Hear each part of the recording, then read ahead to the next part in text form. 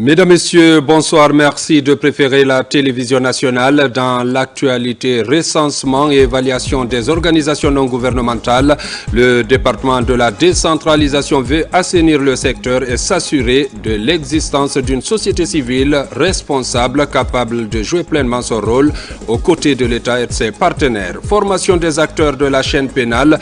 L'opération vise à faciliter la délivrance des actes d'état civil dans le cadre du programme de recensement général de la population. Au niveau de la sécurité routière, sensibilisation des agents de sécurité usagers de la route. La campagne vise à réduire les accidents pendant et après les fêtes de fin d'année. C'est tout pour les titres.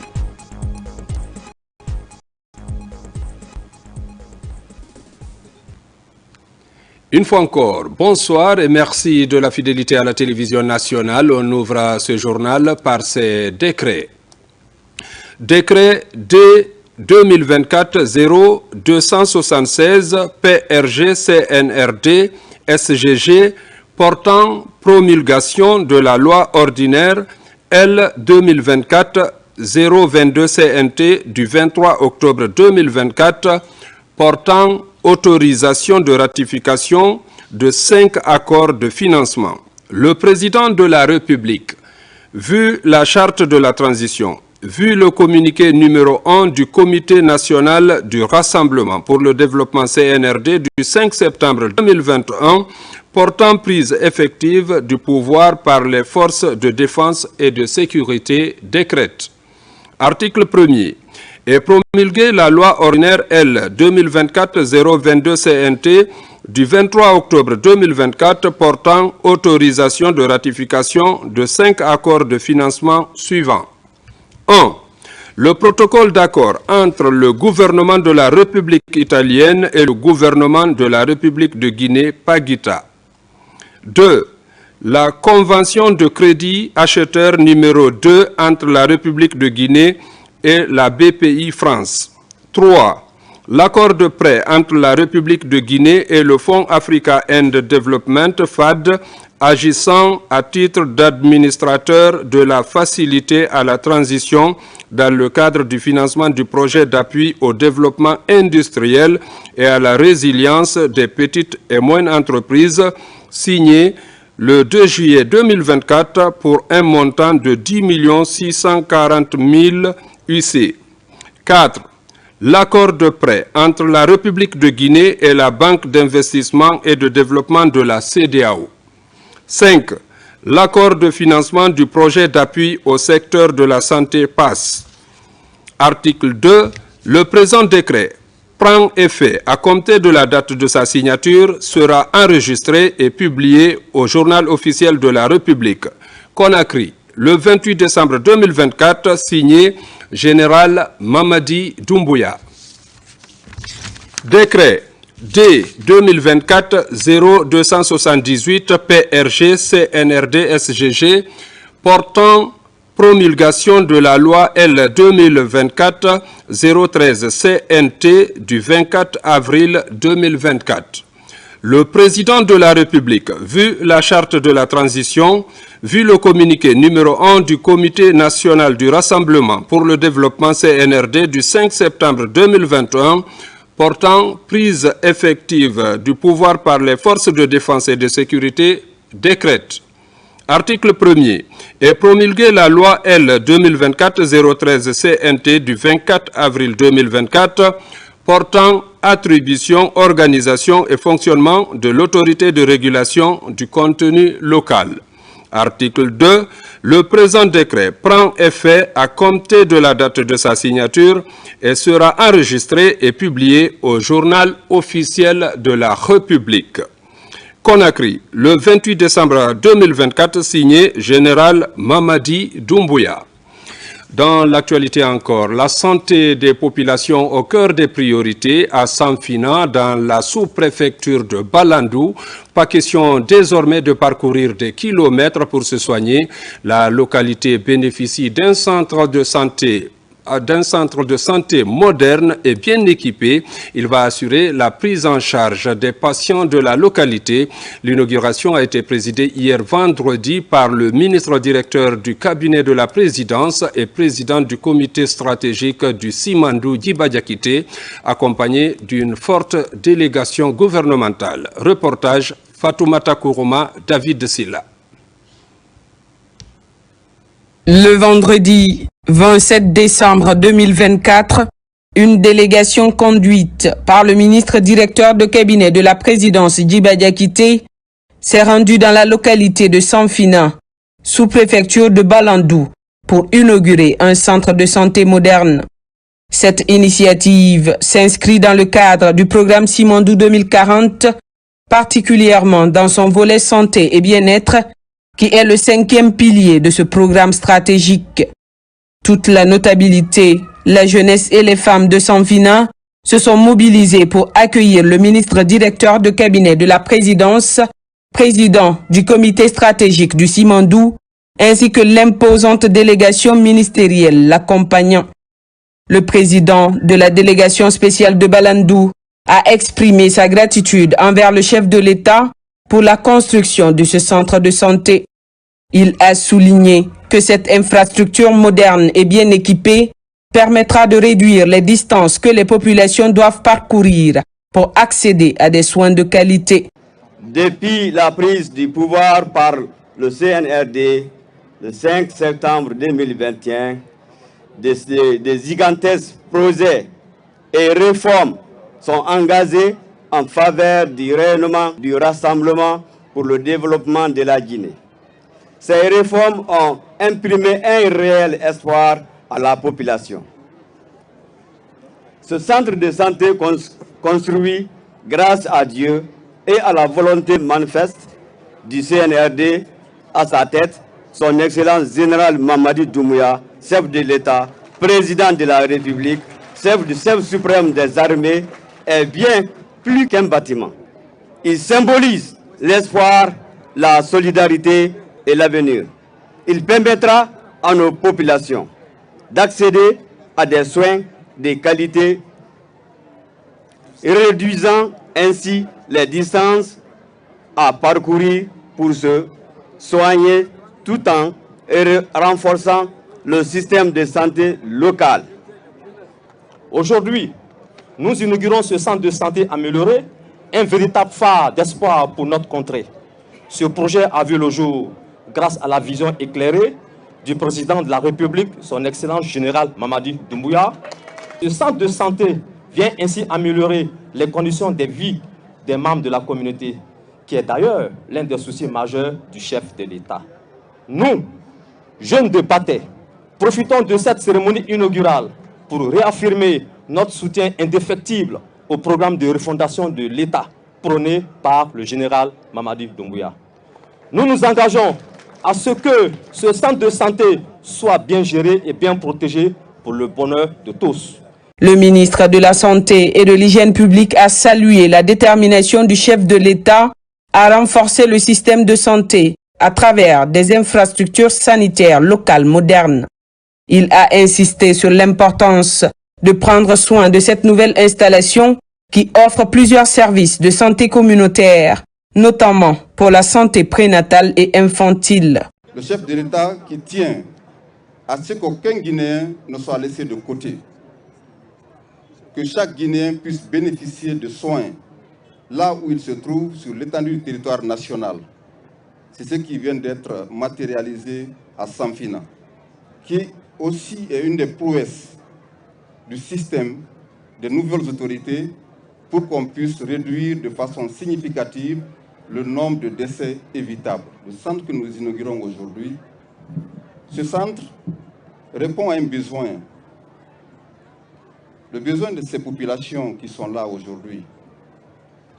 Ce centre lutte contre les inégalités d'accès aux soins de santé de qualité. C'est pour cette raison qu'il a été conçu. Et il est aujourd'hui fonctionnel. Il est équipé. Il y a du personnel qui est affecté. Et je suis sûr et convaincu que ce personnel répondra aux attentes des populations de Sanfina. Au nom du ministre Djiba Diakité, la ministre des Postes et Télécommunications et de l'économie numérique a encouragé les habitants à s'inscrire dans la dynamique de la refondation, soulignant que le programme Simandou 2040 vise à doter les localités les plus reculées d'infrastructures sociales de base. Aujourd'hui, si je prends la parole en tant que femme d'abord, en tant que fille de ce pays, pour inaugurer un centre de santé évolué, c'est pour vous dire à quel point le chef de l'État, dans sa vision de voir le bien-être des populations, se matérialise de jour en jour. Nous sortons de Kankan, où plusieurs cas de décès étaient autrefois manifestés. Le directeur de l'hôpital nous a fait état d'une histoire qui était quand même très dramatique. En septembre, au cours de certaines années, 27 enfants naissaient et 27 enfants étaient décédés en cette période-là. Pourquoi? Pour faute de matériel médical adéquat. Aujourd'hui, nous inaugurons non seulement un centre de production d'oxygène, mais aussi nous sommes à Sanfina pour un centre de santé évolué. À travers le programme Simandou, Sanfina, je veux que vous applaudissiez fortement votre fils.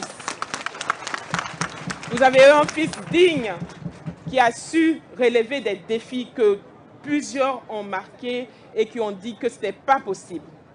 Le président du comité stratégique, Djiba Diakité, a mené ce combat et aujourd'hui nous avons un programme national qui s'appelle Simandou 2040. À travers ce programme dans son axe 5, santé et bien-être, nous avons commencé à le mettre en place. La visite s'est terminée par une visite guidée du centre de santé de Sanfina, marquant ainsi une étape significative dans le développement sanitaire de la région, grâce à la vision et à l'engagement du président Mamadi Doumbouya. La santé des populations au cœur des priorités du chef de l'État général Mamadi Doumbouya en témoigne la mise à disposition d'une centrale à oxygène du côté de Kankan. Grâce à cette infrastructure moderne, les patients nécessitant des soins respiratoires bénéficieront désormais d'un accès direct à l'oxygène médical, un élément vital pour le traitement des affections respiratoires et d'autres pathologies. Reportage Oumar Bari. La ville de Kankan, Nabaya, a accueilli avec enthousiasme ce vendredi 27 décembre 2024 une délégation ministérielle conduite par le ministre directeur de cabinet de la présidence, M. Djiba Diakité, président du comité stratégique de Simandou, en charge de l'élaboration du programme Simandou 2040. Cette délégation de haut niveau était composée du ministre de la Santé et de l'Hygiène publique, Dr Oumar Djouheba, du ministre de la Culture, du Tourisme et de l'Artisanat, Moussa Moïse Silla, du ministre de l'Urbanisme, de l'Habitat et de l'Aménagement du Territoire chargé de la récupération des domaines spoliés de l'État, Mori Kondé, du ministre de l'Économie et des Finances, Mourana Souma, de la ministre de l'Enseignement technique, de la formation professionnelle et de l'Emploi, Aminata Kaba, et de la ministre des Postes, Télécommunications et de l'Économie numérique, Rose Paula Prissimou. Arrivée à Kankan aux environs de 11 heures, la délégation conduite par le ministre directeur de cabinet de la présidence, M. Djiba Diakité, a été accueillie à l'aéroport de Kankan par une forte mobilisation des autorités régionales, préfectorales et des populations de Nabaya. Reçue avec les honneurs par les autorités administratives et militaires, la délégation s'est ensuite dirigée vers le domicile du Sotikemo de Kankan, El Haj Mohamed Kaba, pour les civilités et les salutations d'usage. Transmettant les salutations du chef de l'État, le général Mamadi Doumbouya, à cette éminente autorité coutumière, le ministre Djiba Diakité, par la voix du ministre Mori Kondé, a présenté au Sotikemo le but de la visite et la raison pour laquelle le général Mamadi Doumbouya a décidé de bâtir des infrastructures sanitaires à travers le pays en général et pour la ville de Kankan en particulier. Le Sotikemo, entouré de la notabilité et des sages, a remercié le chef de l'État pour avoir doté les populations de Nabaya d'infrastructures sanitaires adéquates. Il a imploré la grâce divine pour la paix, la cohésion sociale et la réussite du chef de l'État dans sa mission salvatrice de refondation de l'État.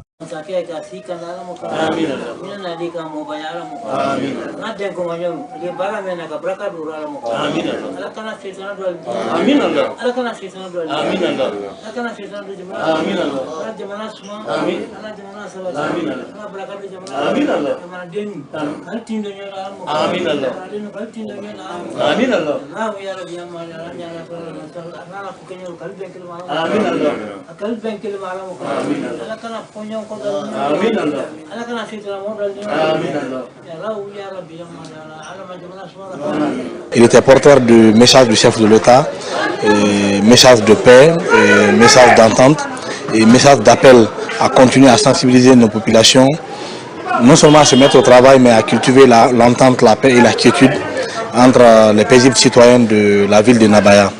Également, le ministre directeur de cabinet était porteur d'un message au centre de Kankan en ce qui concerne la mise en service de la centrale à gaz de l'hôpital régional de Kankan, mais également du centre de santé amélioré de la commune rurale de Barandougou, 6 à Sanfina. Comme vous le savez, la ville de Kankan est en train de s'étendre. Les activités au niveau de l'hôpital régional, parfois avec des quartiers qui sont à plus de 15-20 km, ne facilitent pas l'accessibilité des services aux citoyens. Et comme vous le savez, le chef de l'État a pris l'engagement de fournir des services sociaux de base de qualité, à savoir surtout dans le domaine de la santé. Donc ces infrastructures qui sont en train d'être réalisées un peu partout dans le pays rentrent dans ce cadre. C'est pour dire que le chef de l'État ne manque jamais à ses engagements. Il parle très peu et il agit concrètement dans les actions. Donc ces messages ont été portés par le ministre directeur de cabinet et l'ensemble de la délégation qui l'accompagne. Par la suite, le ministre Djiba Diakité, en compagnie du ministre de la Santé et de la forte délégation ministérielle, a procédé à l'inauguration de la centrale à oxygène médical de l'hôpital régional de Kankan, qui dispose d'une capacité de ravitaillement pour toute la région administrative de Kankan. La réalisation de cette infrastructure sanitaire s'aligne parfaitement avec la vision Simandou 2040 dans son 5e pilier, santé et bien-être. Nous avons aujourd'hui une centrale qui nous produit de l'oxygène médical. À un moment donné, on n'avait pas d'oxygène médical, on n'avait pas de centrale. Donc tous les patients qui étaient dans le besoin, soit par miracle ils s'en sortaient, soit on les perdait. Et aujourd'hui, on a cette centrale-là qui produit de l'oxygène et la production pourra être utilisée pour les hôpitaux de la région, de toutes les préfectures de la région. Il y a même des véhicules qui permettent le transport des bouteilles d'oxygène. Et pour ce qui est de l'hôpital régional, l'oxygène est produit et puis acheminé jusqu'au lit du patient. C'est ça aussi la particularité, et c'est de l'oxygène pur. Vous savez bien qu'au temps de Covid, ce qui s'est passé, on avait des problèmes par rapport à l'oxygène. C'était même pas seulement quand on fait un accident ou quand on fait un AVC, etc. Mais avec Covid, ça a montré que le système de santé était un peu défaillant. C'est par rapport à tout cela, il y a eu des initiatives qui ont été prises pour qu'on puisse quand même à un moment donné administrer de l'oxygène aux patients qui sont dans les besoins et dans les hôpitaux.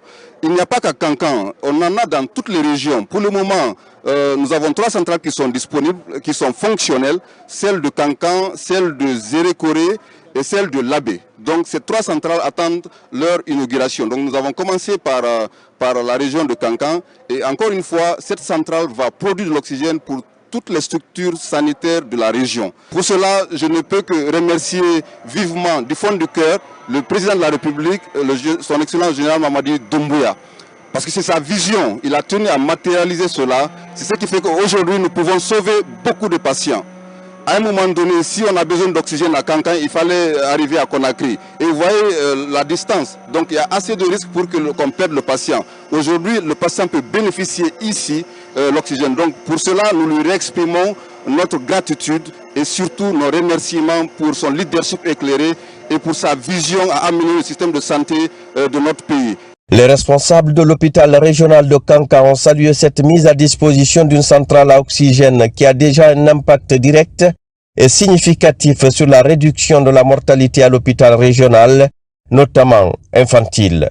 Témoignant des épisodes tragiques vécus par le passé, les autorités sanitaires de Kankan ont rassuré que la centrale à oxygène aura un impact décisif sur les soins de santé de la région. J'ai un triste souvenir ici à l'hôpital de Kankan que j'appelle Septembre Noir dans mon service de néonatologie. 27 nouveaux-nés accueillis, 27 décès. Aujourd'hui, ça c'est devenu un souvenir pour nous. C'est un hôpital qui a une capacité d'accueil de 175 lits. Tous les services chirurgicaux sont représentés.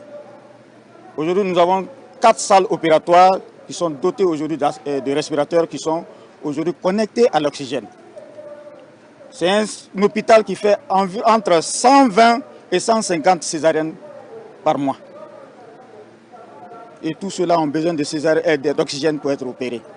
La mortalité par semaine dans notre hôpital était de 9. Mais dès qu'on a commencé à mettre l'oxygène aux malades, à peine on a les 2 décès par semaine cette fois, maintenant. C'est pour vous dire combien de fois c'est important pour l'hôpital. Si hier on courait par-ci, par-là pour trouver des extracteurs d'oxygène, aujourd'hui au niveau des lits des malades, il y a une prise où le malade est connecté directement, il a son oxygène. La construction et l'inauguration de la centrale à oxygène à Kankan marquent un tournant important dans le secteur de la santé en Guinée. Ce projet phare, qui répond à un besoin crucial, constitue un véritable soulagement pour la population guinéenne, en particulier pour les habitants de cette région. Grâce à cette infrastructure moderne, les patients nécessitant des soins respiratoires bénéficieront désormais d'un accès direct à l'oxygène médical, un élément vital pour le traitement des maladies respiratoires, des infections pulmonaires et d'autres pathologies graves. Ce geste salutaire du chef de l'État témoigne de l'engagement et de la vision du président de la République, le général Mamadi Doumbouya, qui travaille d'arrache-pied à rétablir les bases d'un système de santé digne de son nom. En effet, cet investissement dans l'infrastructure de santé, après des décennies de négligence, démontre la volonté du gouvernement sous le leadership visionnaire du général Mamadi Doumbouya de moderniser les services sociaux de base en Guinée. Ce type d'initiative répond directement aux défis posés par la pandémie de Covid-19 et d'autres urgences sanitaires en permettant une réponse plus rapide et plus efficace face à ces crises. Lancement aussi à Kindia du programme de recensement et d'évaluation des organisations non gouvernementales évoluant en Guinée. Cette démarche rime avec la volonté de l'État de se rassurer de l'existence d'une société civile responsable, capable de jouer pleinement son rôle aux côtés des institutions publiques et partenaires techniques. Reportage Amadou Touré. Pour la réalisation des 8 points sur 10 du chronogramme de la transition, parmi lesquels le recensement administratif et l'organisation des différentes échéances électorales, la société civile se présente comme partie prenante stratégique. Leur implication à toutes les étapes du processus garantit la crédibilité des résultats. Pour se rassurer pleinement de l'efficacité de ce rôle, le gouvernement, à travers la Direction nationale de régulation et promotion des ONG et mouvements associatifs d'ENER-PROMA, lance une étude de recensement et d'évaluation des ONG en Guinée. Les équipes seront déployées auprès des différentes ONG dans leur siège pour voir si effectivement elles existent, si elles fonctionnent, si les organes statutaires existent et si ils fonctionnent normalement. L'objectif de cette démarche est de répertorier l'ensemble de ces structures par domaine d'intervention évoluant en Guinée et apprécier la gouvernance en leur sein. Les différents acteurs vont chacun retourner avec son répertoire. On va essayer de les mettre ensemble, de les communiquer pour qu'on sorte le répertoire national des organisations non gouvernementales et tous les mouvements associatifs. Plusieurs années d'existence des organisations à but non lucratif dans notre pays, nous avons pris la courageuse décision de suspendre temporairement la délivrance des agréments pour procéder à une évaluation de l'existence fonctionnelle de celles déjà agréées.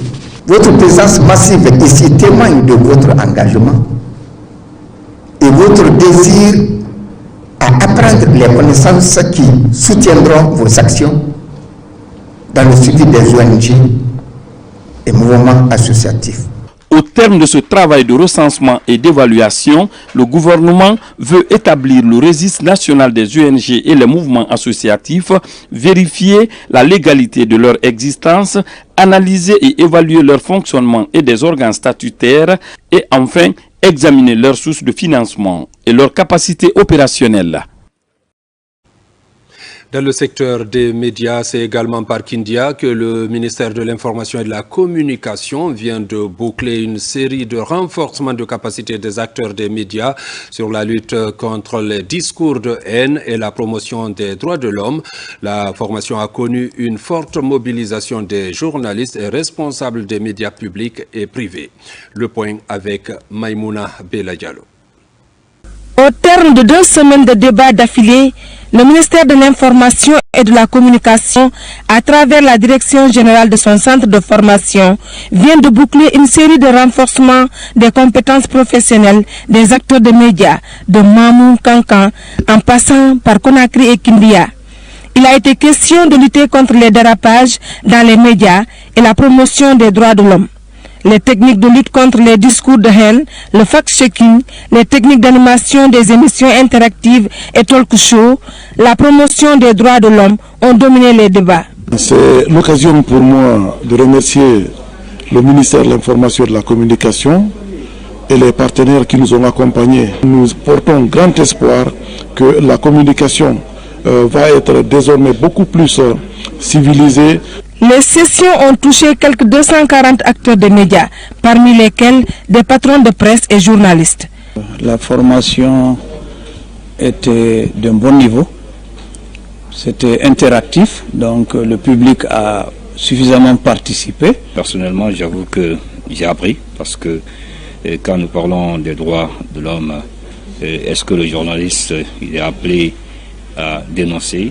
Et comment est-ce qu'on peut contribuer à la promotion de ces droits, à la dénonciation, le cas de viol qui a été évoqué. Je pense que tous ces aspects sont encore venus nous renforcer en tant que journalistes. Ce sont des formations que nous allons démultiplier une fois dans nos différentes rédactions pour que ceux aussi qui sont restés à la base puissent vraiment bénéficier de ces cours qui sont très importants. C'est donc une véritable offensive que le département de l'information et de la communication, le PNUD, l'ONU Droits de l'Homme et l'UNICEF viennent d'engager pour une communication saine et apaisée dans les médias guinéens.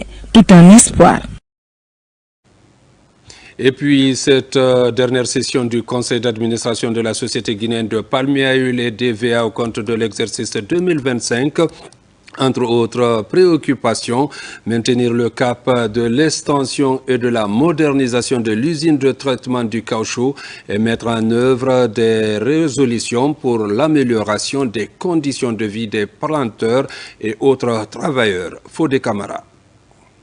Au compte de l'année 2024, c'est la dernière session du conseil d'administration de la SOGIPA, société guinéenne de Palmier a eu les DVA, avec pour toile de fond plusieurs points d'intérêt public, l'amélioration de la rentabilité de l'entreprise, la réduction des coûts, sans oublier la question de la grille salariale. Il y a eu une négociation entre la section syndicale et la SOGIPA concernant les ouvriers au niveau des plantations. Et cet engagement a été porté au niveau du conseil d'administration pour une validation. À ce jour, le conseil a donné son accord pour la mise en application des engagements pris par la direction générale vis-à-vis de la section syndicale. Donc ça va être une avancée extrêmement importante, parce que le plus long voyage au monde commence par le premier pas. Donc une négociation ou une avancée, n'importe aussi petite soit-elle, mérite d'être saluée, c'est une très bonne chose. Nous remercions le conseil pour la compréhension et pour cette volonté à aider les travailleurs dans l'amélioration des conditions de travail. Dans le sud du pays, à Yomou, dans les communes rurales de Djeké et de Bignamou, l'année 2025 pointe à l'horizon avec des perspectives prometteuses liées à la finalisation des travaux d'extension de l'usine de traitement du caoutchouc. Ceci pour tripler la capacité de production. Il y a une nouvelle chaîne d'usine qui est en construction et qui sera inaugurée certainement dans les 6-8 mois à venir. Donc la SOGIPA quitte de 2,6 tonnes par heure pour 6 tonnes heure. Donc la nouvelle chaîne d'usine prend c'est vraiment 3 fois plus grand que l'actuelle usine qui est en place. Donc c'est vraiment un pas en avant pour la relance de la SOGIPA. Les membres statutaires du conseil d'administration de la SOGIPA visent de grands objectifs avec un volume de production, des plantations industrielles et familiales à revoir à la hausse. Ouverture à Cancan d'une session de formation et d'orientation des acteurs de la chaîne pénale. La rencontre consiste à faciliter la délivrance des actes d'état civil au profit des populations à la base. Les opérations sont menées par le Programme national de recensement administratif à caractère d'état civil, un bras opérationnel du ministère de l'administration du territoire. Compte rendu, Yamo Kaba. Le recensement administratif à vocation d'état civil à l'offensive à l'intérieur du pays. Au cœur de ce conclave, la recherche de nouvelles opportunités pour les citoyens à la base. La chaîne pénale est présente pour faciliter la gratuité des actes d'état civil. Le souci de l'État, rapprocher les populations de leur justice. Si les gens avaient l'habitude d'aller vers la justice pour se faire délivrer les actes d'état civil, cette fois c'est la justice qui va vers la population afin de les délivrer ces jugements qui sont des actes majeurs pour l'état civil. Chacun apprécie l'engagement du ministère de l'administration du territoire pour promouvoir une société plus juste et plus solidaire. Ce programme-là est initié sur la base de la gratuité. Il est important de faire une mention spéciale là-dessus. Venez vous faire recenser, venez régulariser votre situation, c'est gratuit.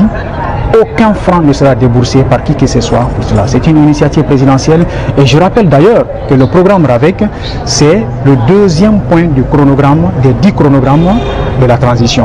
Je prie tous les Guinéens et surtout de la région administrative de Cancan de prendre ces problèmes au très grand sérieux, de montrer au président de la République que ce qu'il a initié, ça concerne à tous les Guinéens et tous les Guinéens aiment. Tout le monde veut s'identifier et être numérisé. Le programme national de recensement administratif à vocation d'état civil est conçu pour attribuer un numéro d'identification à tout citoyen. Ce numéro servira pour tous les actes administratifs. Une priorité au sommet de l'État pour faciliter l'élaboration des plans de développement sur tout le territoire, sur la base de l'effectif réel de la population guinéenne. Formation à Kindia des cadres de l'administration publique en évaluation des projets de développement. C'est le ministère du Plan et de la Coopération internationale qui l'organise pour outiller les différents acteurs aux techniques d'évaluation des projets. Reportage Alpha Yassila. Comment évaluer les projets de développement socio-économique à fort impact sur la population guinéenne? C'est le but de cette rencontre de formation des cadres de l'administration publique ici à Kindia. Une rencontre initiée par le ministère du Plan et de la Coopération internationale à travers le bureau technique d'appui à la programmation. Ils doivent pouvoir évaluer les projets financièrement et économiquement. C'est des projets qui ont un impact direct sur les situations des personnes. Donc ils doivent pouvoir faire aussi la différence entre une évaluation qui est faite en amont, avant la mise en œuvre. On a l'évaluation ex post qui se fait après la mise en œuvre du projet. Il n'y a pas de développement sans planification. Et quand ces acteurs de planification du ministère du Plan et de la Coopération se mobilisent pour rallier notre région Kindia, on ne peut que se réjouir pour le choix porté sur notre région. Au cours de la rencontre, les participants seront dotés des compétences spécifiques et d'outils permettant, entre autres, d'établir la théorie du changement d'une intervention et d'évaluer la viabilité économique et financière des projets. Cet atelier, au-delà du titre, va permettre au cadre de l'administration publique d'analyser cette faiblesse de capacité d'absorption, de s'outiller pour mieux préparer nos projets afin de capter les ressources additionnelles dont notre pays a besoin pour financer son développement économique et social. Le ministère du Plan et de la Coopération internationale est l'outil technique du gouvernement en matière de financement des projets et programmes de développement. Dans l'actualité encore, les spécialistes en dermatologie et vénérologie multiplient les efforts pour mieux qualifier les ressources humaines. Objectif à réduire considérablement les risques liés aux pathologies dermatologiques. Plusieurs agents ont reçu des attestations en la matière, une action qui va booster le secteur de santé en misant sur les compétences des médecins. Reportage Amadou Bailobari. Pour faire face aux impacts de maladies dermatologiques, plusieurs spécialistes sont en exercice afin de mettre en place un système de santé efficace en passant par la formation des ressources humaines en la matière. C'est pourquoi professeur Cissé et son équipe œuvrent d'arrache-pied à faire de la qualification des agents spécialisés en dermatologie et vénérologie une réalité en Guinée.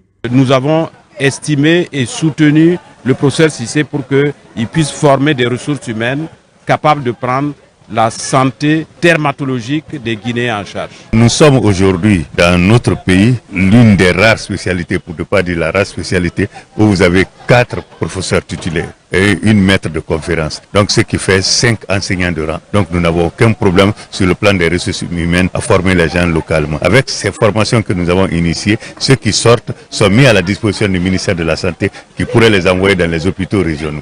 Appréciant les efforts fournis dans ce sens, les autorités universitaires de Gamal Abdel Nasser de Conakry appellent les premiers bénéficiaires de cette formation à plus de persévérance dans leur nouvelle mission. Le professeur Cissé, je l'ai déjà, c'est toujours quelqu'un qui dit que vraiment c'est possible. Il nous a montré donc qu'il était possible de former ces jeunes en dermatologie, vénérologie en Guinée ici, avec l'accompagnement de ses collègues professeurs en dermatologie, mais aussi des professeurs de la sous-région. Et nous ne comptons pas nous arrêter là parce que le chemin est long.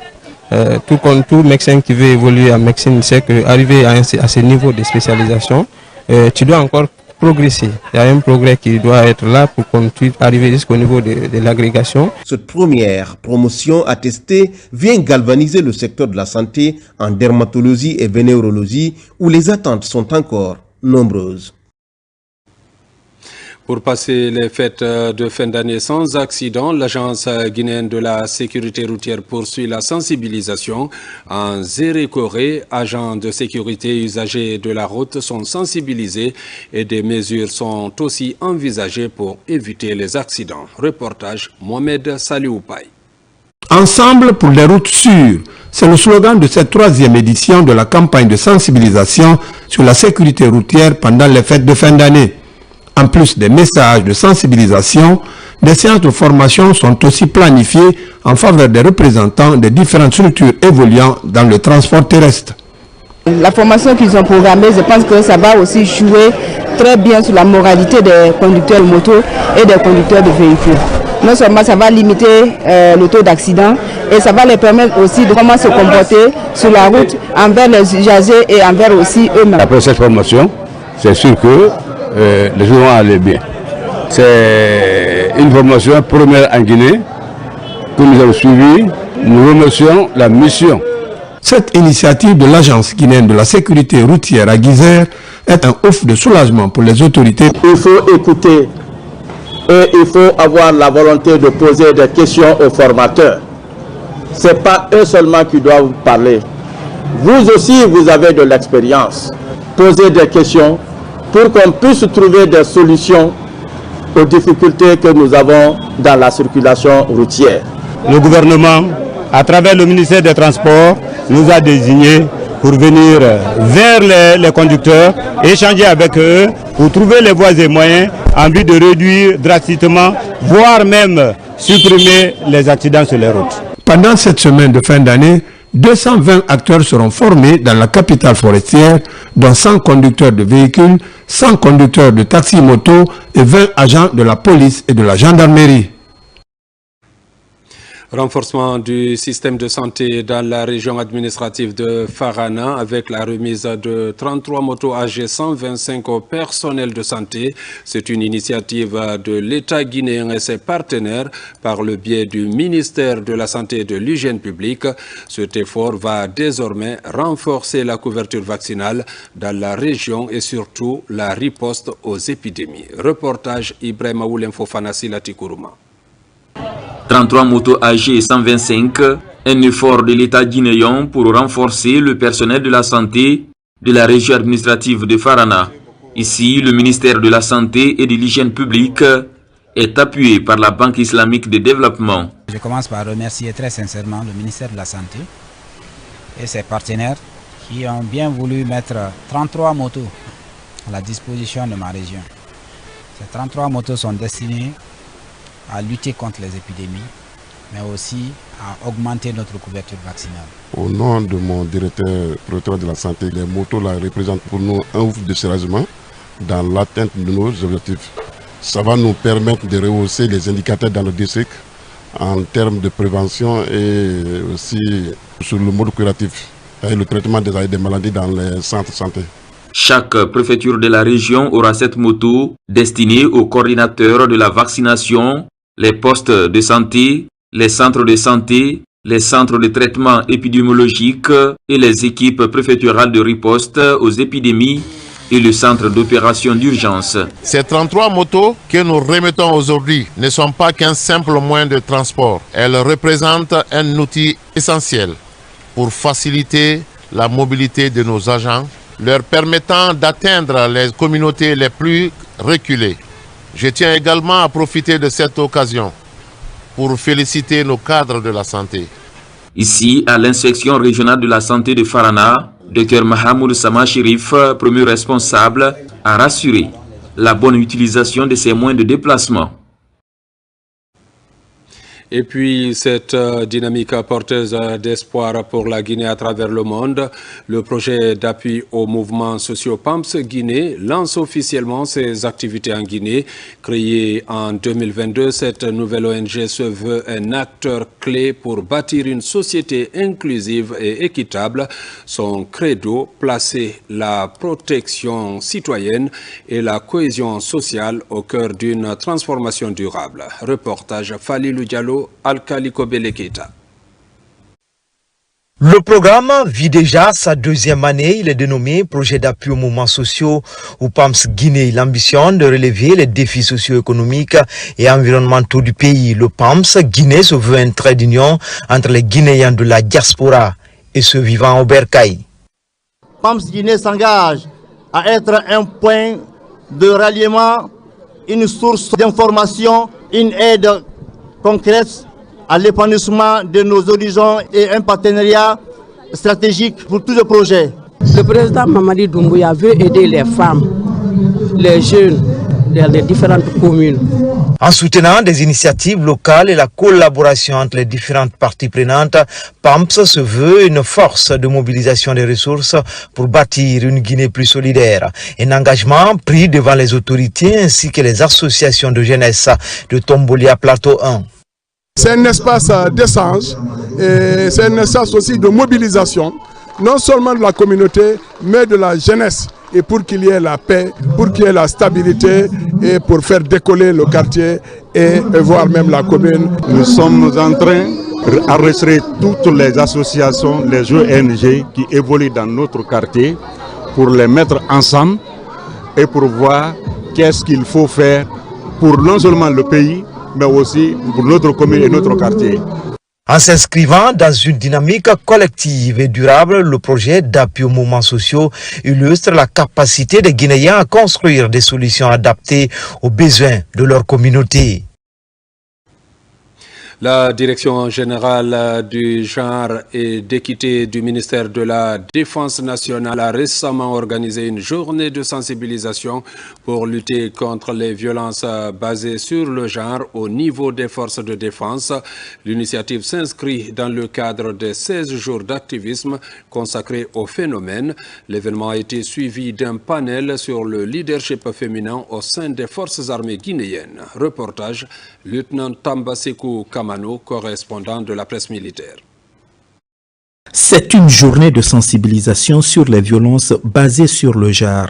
Elle marque le couronnement de 16 jours d'activisme sur le phénomène dans les garnisons militaires. L'initiative est de la Direction générale du genre et équité du ministère de la Défense nationale. Les violences basées sur le genre constituent une violation grave des droits humains. Elles se manifestent sous diverses formes, notamment les violences physiques, psychologiques, économique et sexuelle et affecte des millions de personnes à travers le monde, majoritairement des femmes et des filles, bien que certains hommes et garçons en soient également victimes. Célébrée sous le thème « Le leadership féminin au sein des forces armées guinéennes », cette journée a été un espace d'échange et de partage entre certaines pionnières et la génération actuelle de l'armée. Sans les femmes, pas de vie. C'est nous qui enfantons, allaitons, transmettons à la jeunesse les vertus cardinales de la société. On ne peut pas avancer quand on n'a pas d'ambition. L'homme doit se fixer une ambition, être à la hauteur des hommes. En présidant cette journée, le directeur de cabinet du ministère de la Défense nationale a réitéré l'engagement de la hiérarchie militaire à lutter contre toute forme de discrimination et à promouvoir un environnement de respect et de dignité pour tous. La thématique des violences basées sur le genre nous interpelle, non seulement comme citoyens, mais aussi comme membres d'une institution républicaine dont le rôle est de protéger et de servir. Mesdames et messieurs,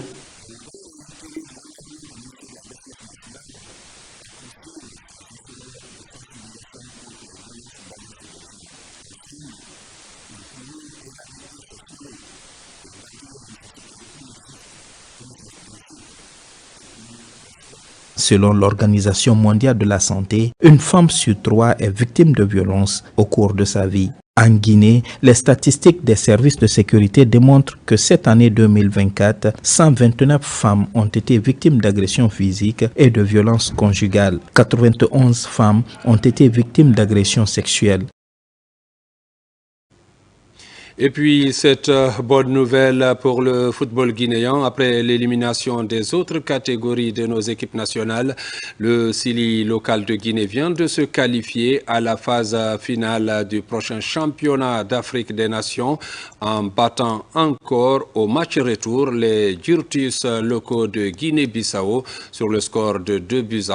Djibril Kamara, Mangamouri Kamara. C'était attendu et c'est fait. Le Sili national local de Guinée obtient son ticket de qualification pour le prochain championnat d'Afrique des Nations. Cette qualification est le fruit de 2 victoires acquises lors des matchs aller et retour du dernier tour qualificatif pour le prochain CHAN. Le Sili local s'est imposé ce samedi au stade 24 septembre à Bissau sur le score de 2-1. L'objectif, c'était la qualification. Je remercie tous les résidents en Guinée-Bissau. Moi, je pense qu'aujourd'hui, nous sommes qualifiés. Nous devons tout de suite commencer le job. Vous n'êtes pas censé savoir physiquement, on n'est pas encore au top. L'entraînement ne peut pas remplacer un match. Mais qu'à cela ne tienne, nous allons nous préparer pour aller représenter la Guinée dignement. Ces jeunes sont restés dans de bonnes mains. Ils ont reçu une bonne préparation. Et je crois, au fur et à mesure qu'ils progressent, on revoit le niveau de progression. Aujourd'hui, la confiance renaît. Prenons du temps, le football guinéen peut sortir de l'ornière. Cette victoire du Sili local de Guinée à Bissau donne le sourire aux Guinéens. C'est la Guinée qui gagne. C'est le monde que je peux dire, c'est la Guinée qui gagne. Le monde est venu massivement pour les soutenir et voici, ils ont fait l'affaire. Tout le monde est content, c'est la joie pour toute la Guinée. Félicitations, le jeu a été un match qui était juste. Ok, les deux camps se sont démerdés, mais malheureusement, il ne peut y avoir qu'un seul gagnant. Donc, que ce soit Bissau ou Guinée qui gagne, moi je suis toujours gagnante. Le Sili local, absent lors de la précédente édition du championnat d'Afrique des Nations, sera au rendez-vous de l'édition 2024, programmée du 1er au 18 février au Kenya, Ouganda et Tanzanie. Et pour terminer ce communiqué du ministère de l'Administration du Territoire et de la Décentralisation, le ministre de l'Administration du Territoire et de la Décentralisation a le regret d'informer le président de la République, le Premier ministre, l'ensemble des membres du gouvernement et le peuple de Guinée du décès de M. Moussa Solano, ancien ministre de l'Administration du Territoire et de la Décentralisation, jeudi 26 décembre 2024 à son domicile privé à Sangoya. À la suite de cette douloureuse perte, les hommages seront rendus à l'illustre disparu ce dimanche 29 décembre 2024 au cours d'un symposium dont le programme est le suivant. De 9h à 10h, levée du corps à l'hôpital sino-guinéen. De 10h30 à 13h, symposium au Palais du Peuple dans la salle des congrès. Témoignages. Amis, anciens Seraco, PUP, personnalités politiques, familles, autorités, CNRD, membres du gouvernement, Premier ministre, au nom du président de la République, oraison funèbre lue par le secrétaire général du MATD. 13h30, départ pour la mosquée Faisal. 14h30, enterrement au cimetière de Cameroun. Le ministre de l'Administration du Territoire et de la Décentralisation, au nom de l'ensemble du personnel, adresse ses condoléances les plus attristées à la famille biologique et au peuple de Guinée et prie le Tout-Puissant Allah d'accueillir l'âme de notre frère dans son paradis céleste. Amen. Signé Général 2e section Elhadj Ibrahim Khalil Condé. Mesdames, Messieurs, c'est la fin de cette édition. Merci de l'avoir suivi et bonne suite de programmes sur la télévision nationale.